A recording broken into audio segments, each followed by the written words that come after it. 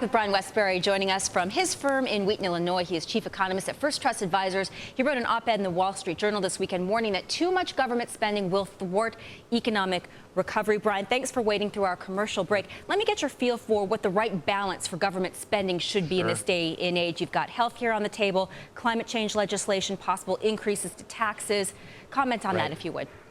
Yeah, all of those, in my opinion, will be negative for the long term. But it's important to realize something that here for the next 12 to 18 months, the Fed is very easy. We finally got through the panic, and then I believe changes in mark-to-market accounting are a really good thing. And those three things are actually going to drive us upward for the next 12 to 18 months.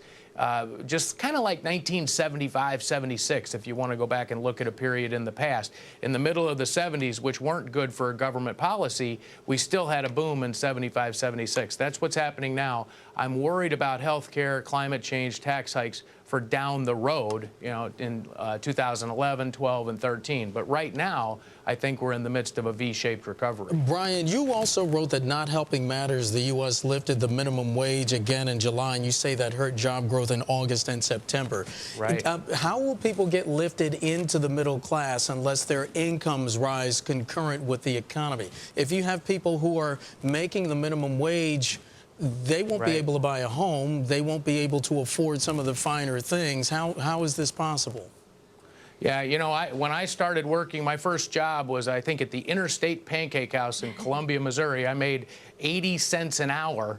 And when I graduated from college, the unemployment rate was 11%. And, I look back at my career and, it's been kind of amazing. It's sort of, as we grow older, we get more talents, we get more skills.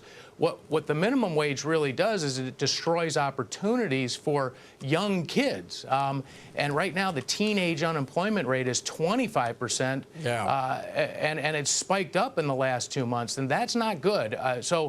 That's what I worry about, is that we're not giving young kids an opportunity to learn how to show up to work on time, how to work hard, how to get along with coworkers. Right. Those are all really important things. Brian Wesbury, chief economist at First Trust Advisors, joining us from Wheaton, Illinois. Brian, the fascinating op-ed. Thanks so much.